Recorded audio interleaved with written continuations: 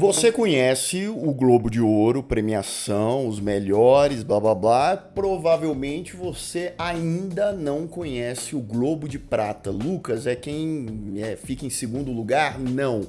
Globo de Prata é um filme polonês gravado na década de 70, que foi interrompida suas filmagens por motivos bastante polêmicos, inclusive, e o filme ele só foi lançado cerca de 10 anos depois, no final da década de 80, incompleto. O diretor ele teve que narrar em off ali algumas coisas para poder finalizar, entre várias aspas, a sua obra. Um filme extraordinário, tá? Um filme que o além filme dele, o fato dele não ter sido finalizado, acaba sendo uma metalinguagem para o próprio filme, para sua própria mensagem. E afinal de contas, que diabo de filme é esse?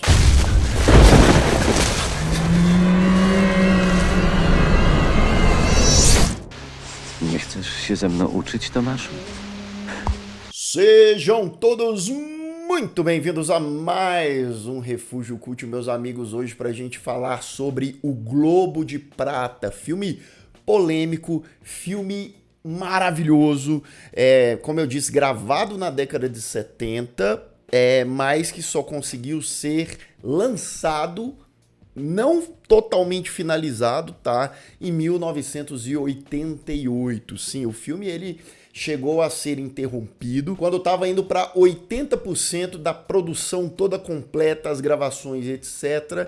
O governo polonês, na época, na década de 70, falou: interrompa e destrua esses materiais. Para nossa sorte, alguns materiais ali sim foram destruídos, mas alguns rolos do filme, figurino, entre outros itens utilizados durante a produção de O Globo de Prata, foram preservados e hoje tá aí para todo mundo assistir, felizmente, tá?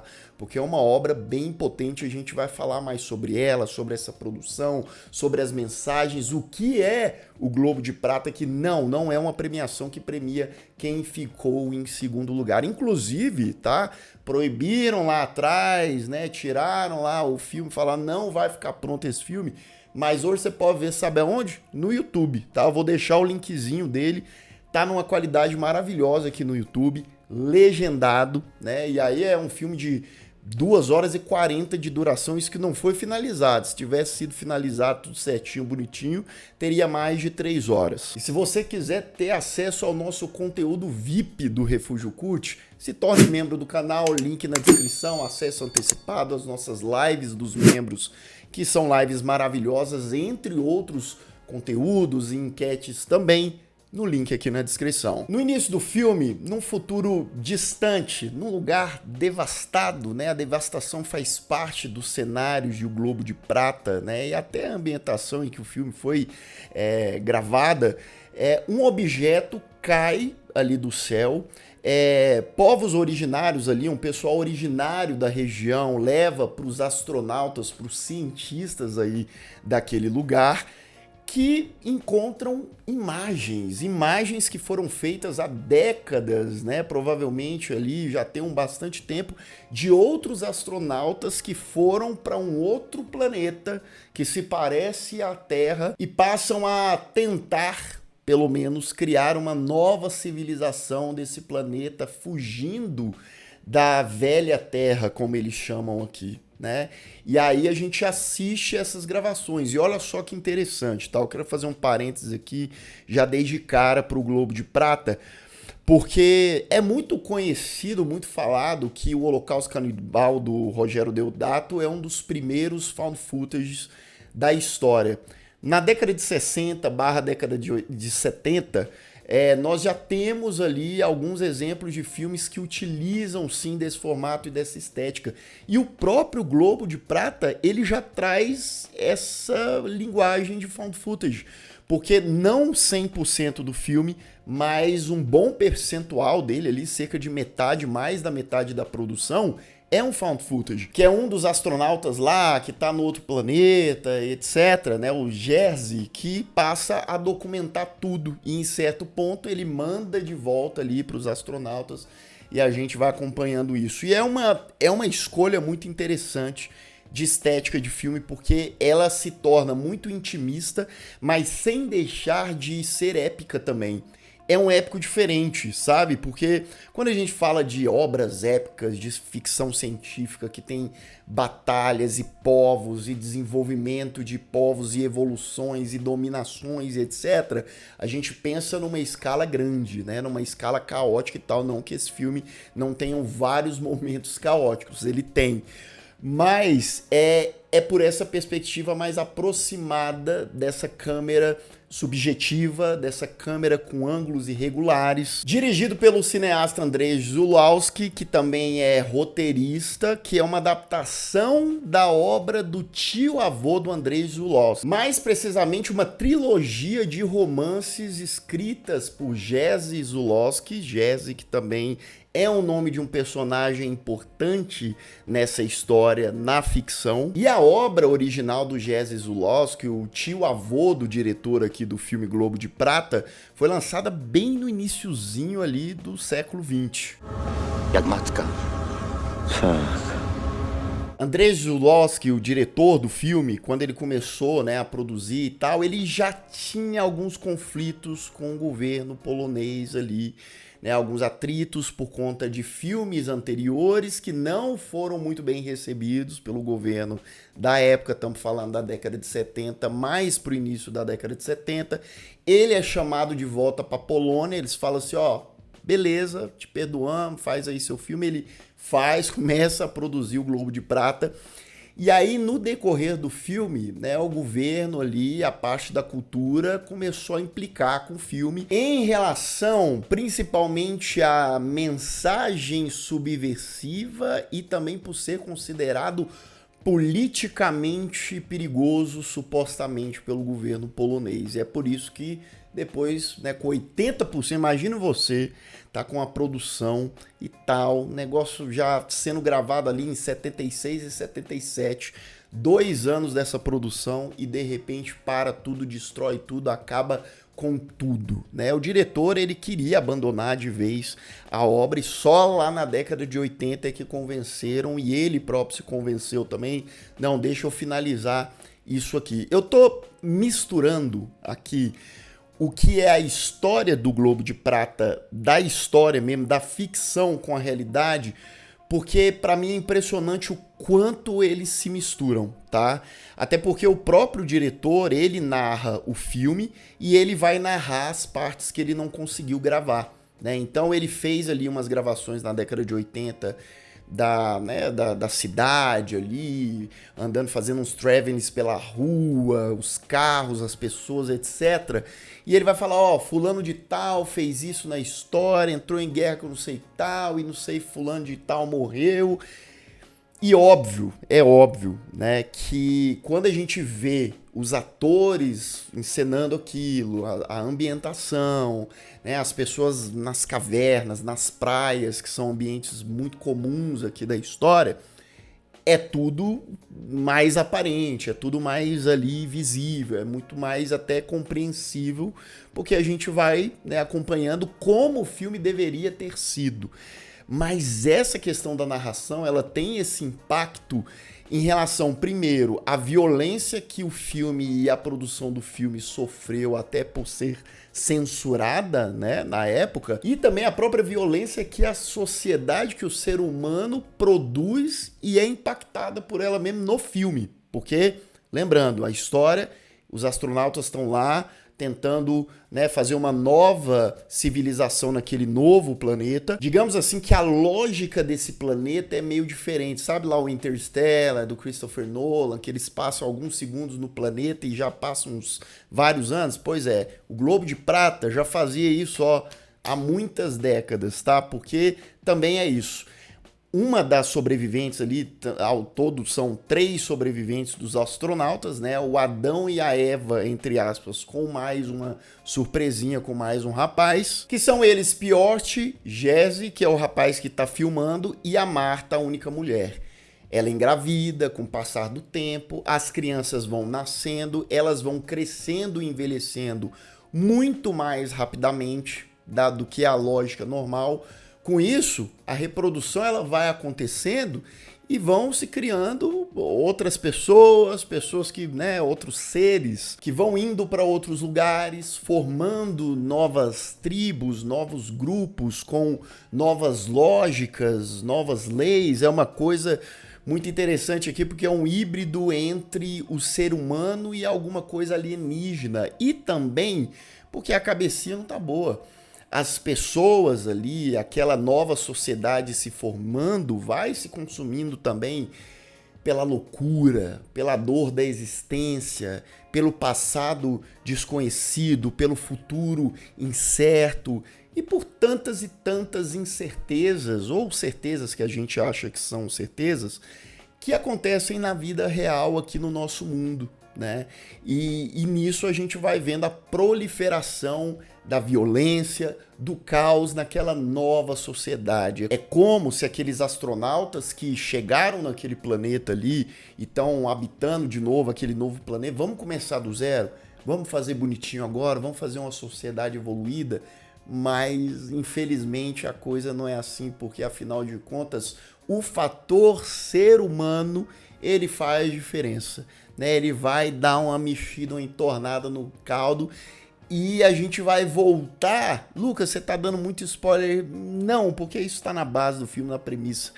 Inclusive, é aquilo que eu falo pra vocês, tá? Aqui eu tô sintetizando, eu tô falando um pouco da minha experiência, mas não existe experiência de ninguém falando na internet sobre filme nenhum que substitua ou que chegue próximo da sua própria experiência vendo o filme. Vou deixar aqui o link na descrição, assista por conta própria essa evolução involutiva do ser humano em outro planeta. É inevitável, enquanto eu estava assistindo o Globo de Prata, não pensar numa outra obra que nunca saiu do papel. O Globo de Prata tá até melhor, porque, né, mesmo com os 80% finalizado, a gente ainda consegue ver hoje. Mas o Duna, do Alejandro Jodorowsky, que já teve documentário sobre esse projeto, que era um projeto ultra megalomaníaco da obra original do Duna, que nunca saiu do papel, né? Eu já até fiz vídeos sobre essa história.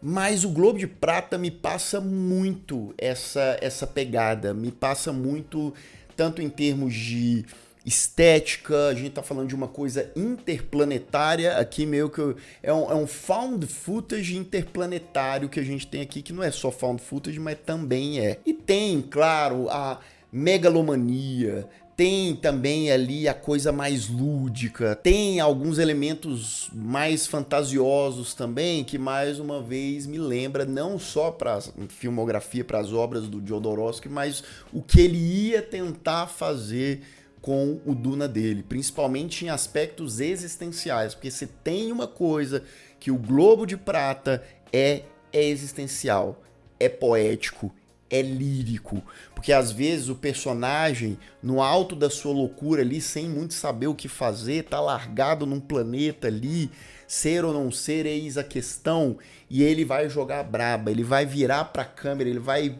quebrar essa quarta parede ali, né, constantemente falando sobre as suas dores, as suas angústias, os seus erros, os seus medos, né? E tudo isso parece de uma forma teatral ali, mas é tão muito bem contextualizado para aquele mundo que está se formando, para aquelas criaturas que parecem estar perdidas, que quando uma delas, de vez em quando, tem uma espécie de clareza, de lucidez, e essa lucidez também é capaz de alcançar um certo grau de insanidade, a gente tem textos ali, monólogos muitas vezes, muito poderosos, tá?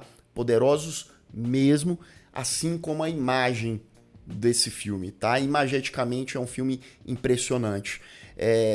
Benza a Deus que guardaram lá figurino e coisa e tal, porque o figurino é outra coisa extraordinária. Os detalhes ali, as cores são muito preto e branco, né? Ou os personagens estão trajando roupas ali, parece uma coisa meio ancestral, meio Homens da Caverna, meio Voldemort das ideias, porque a galera tudo pálida, pintada ali de pálido, e as vestes pretas, e quando não é tudo preto, também é tudo branco. E esse filme me leva a um questionamento, né? Porque, sei lá, vamos imaginar um cenário aqui. Vamos supor, a gente já tá num futuro para muita gente no passado. Nós estamos em 2026, muita evolução e coisa e tal. Vamos imaginar que daqui uns anos, hoje mesmo, a gente conseguisse ir para outros planetas. Ah, a Terra acabou. Isso aqui tá perdido, não dá mais e coisa e tal. Vamos colonizar outro planeta, né?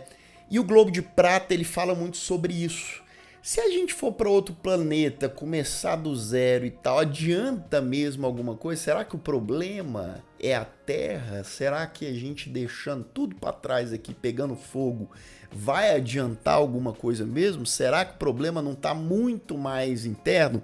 Eu não vou responder essas perguntas porque você já tem essas respostas, tá? E a gente vê isso na prática, de uma forma criativa, poética, né? Com o Globo de Prata, é maravilhoso, tá? Você não é capaz de, talvez, tá? Eu tô falando por mim também, de entender 100% das coisas que estão na nossa frente ali. Seja das falas, das intenções dos personagens, do simbolismo em tela, e isso, tá? Faz parte da grandeza e daquela cultura estranha que é híbrida com o que a gente já conhece e uma coisa que é nova ali. Como eu disse, é o ser humano e o alienígena juntos, né? E isso faz parte, claro, da grandeza de uma obra, da grandeza de um filme. Eu acho, sim, que o fato do Andrei Zulawski, o cineasta, o diretor, ele não ter conseguido concluir a sua obra como ele gostaria de concluir e ter todos esses problemas e tal, isso fica evidenciado em vários momentos da montagem do filme. Algumas coisas mais abruptas, algumas coisas, né, repentinas ali, mesmo que não seja apenas na narração dele, né? Então, tem algumas dessas colagens da montagem final do filme que eu acho que se vê, sim, prejudicada, e não tô só falando do final, dos últimos 20%. Eu acho que isso também funciona no decorrer do filme todo, né? E inevitavelmente, né, em vários desses momentos, o filme acaba perdendo um pouco de força, um pouco até de uma mínima tentativa de linearidade ali mesmo, né, com a explicação, com a narração. Isso, de certa forma, olha só que bizarro, né? Faz parte também da identidade do próprio filme, né? Porque é o diretor conversando com a gente, meu filme não foi finalizado, então eu vou contar para vocês. E isso faz parte do filme final sem ser finalizado. Olha só que loucura, olha só que metalinguagem não foi finalizado, porque o ser humano não deixou ele finalizar. Não foi porque teve um terremoto, acabou tudo, né? Teve um incêndio. Não, é o ser humano na sua mais alta prepotência, etc, etc, e nos seus conflitos eternos aí, né, que aconteciam décadas atrás, séculos atrás, milênios atrás, e segue, né, segue. Eu dou para o Globo de Prata uma nota 8.5, tá? É uma experiência, eu acho que quem gosta de ficção científica, quem gosta de obras como Duna, quem gosta de obras mais psicodélicas ali, que flerta com surrealismo, como as obras do Jodorowsky, vai gostar muito desse filme aqui. E é importante estar atento não só ao visual maravilhoso, mas também a toda a indagação ali, a toda a poesia e filosofia e reflexão que o filme nos propõe ali por quase 3 horas de duração. Atenção! Aviso de spoiler. A partir de agora, continue por sua conta e risco. Bem, lá no outro planeta, a gente assistindo essas imagens, né, feitas ali pelo Jesse, Marta já tem suas crianças que crescem e envelhecem muito rápido, vão se proliferando, aquilo vai sendo habitado, vão enlouquecendo. É como você tacar um ser puro ali, inocente, numa selva, numa civilização, numa ambientação ali sem muitas regras, sem muitas leis, e começar do zero e ser tomado pela sua própria humanidade, aquela sementinha que está ali dentro de todos aqueles seres novos que vão habitando e proliferando aquele lugar, aquele planeta, né?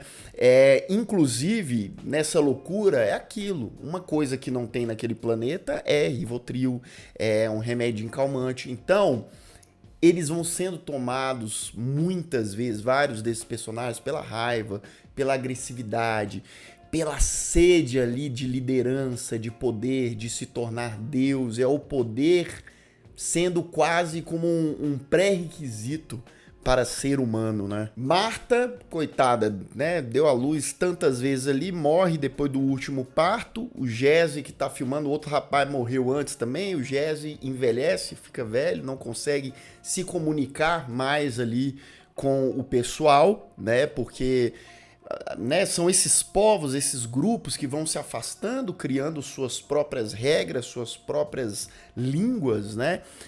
E eles passam ali a ter um dilema, uma coisa ali com o Jesse, porque ele é aquele cara mais velho disparado ali de todos, que não conversa com ele direito, e ele passa a ser tratado como um semideus, ao mesmo tempo que eles desprezam esse semideus, sabe? Então é essa dualidade constante em relação a esse ser mais antigo que é pai de todos ou de muitos ali. Bem, a gente tem que falar também que esse povo não bate muito bem da cabeça de forma natural, sim, mas é fi dos fi, que é fi do fi, que é filho dos filhos. Você entendeu, né? O Jesse, antes de falecer, né, depois, antes de descansar, ele pega a gravação dele, manda ali pro dispositivo e manda pro pessoal que encontra no início do filme, aquelas imagens que a gente tá vendo. Com isso, os astronautas de lá mandam um astronauta para visitar esse planetinho, um tal de Marek, um rapaz deslumbrado, chega ali, aquele povo, todo mundo dando bandeira, né? Eu vou ser o novo Messias. Logo ele se coloca como um deus, um príncipe poderoso ali, com aqueles seres relativamente inocentes, né?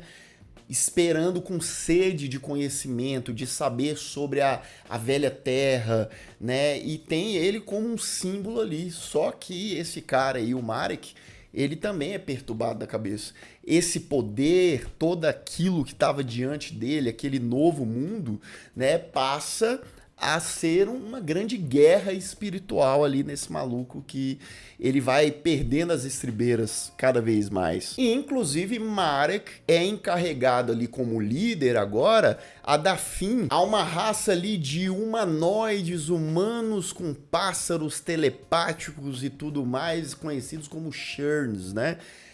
Lucas, Chernobyl, não sei, né? Onde é a origem dos Sherns? Tem alguma coisa a ver ali com o humano que andou encontrando ali, dando uma interagida com o pássaro?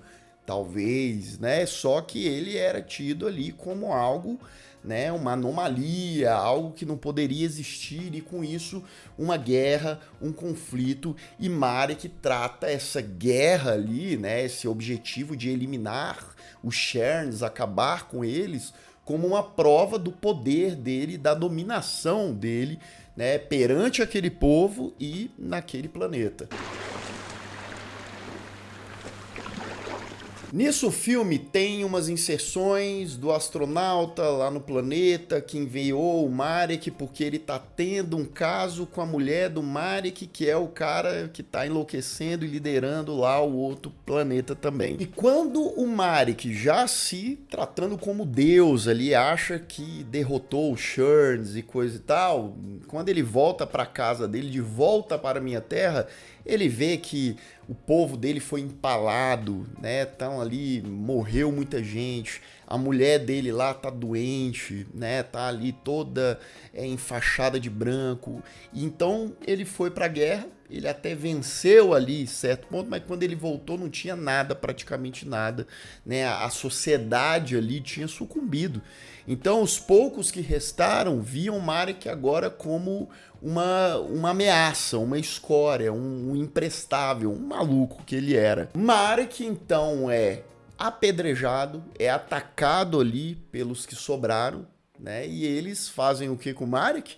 Eles pregam ele em uma cruz, erguem aquela cruz e deixam ele para a morte. Não precisamos nem dizer a analogia que o Globo de Prata faz aqui, né? Nessa tentativa do Messias, que né, toma ali, que dita as regras, que vai, coisa e tal, e aí o Marek, esse cara acaba caindo por terra e sendo apedrejado e morto pelo próprio povo ali que ele estava à frente. A finalização do filme é feita através da narração muito ali do Andrei Zulawski, né, o diretor, e ele relembrando que a produção foi interrompida e tal, o governo na época, em junho de 77, disse que o filme, a produção foi interrompida por conta de altos preços, né, que estava extrapolando ali tudo e tal, mas daí para pedir destruição da obra é um negócio muito estranho. Por isso que é evidente a questão ali do conflito político e de que eles queriam simplesmente eliminar a obra, né? Até por conta do passado do Andrei Zulawski, do diretor ali com o governo, que foi para fora, voltou, né? E o conflito ali se intensificou até certo ponto. Quando ele foi dada a liberdade de fazer o filme, foi tirada essa liberdade dele antes mesmo de finalizar o Globo de Prata. Porém, todavia, contudo, temos aí o Globo de Prata para ver e rever e refletir e como uma grande obra. Olha só que privilégio é a gente ver uma produção dessa escala com essa potência imagética e filosófica realizada na década de 70, né? Demorou, mas saiu.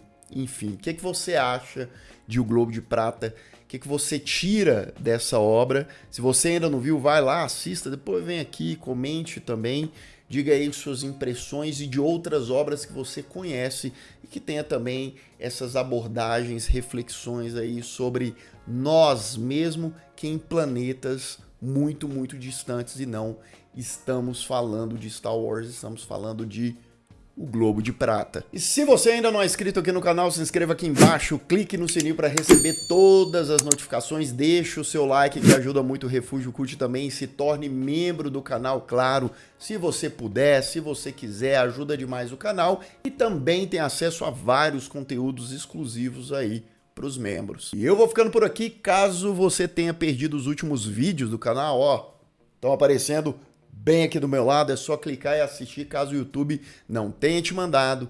Um grande abraço e até mais.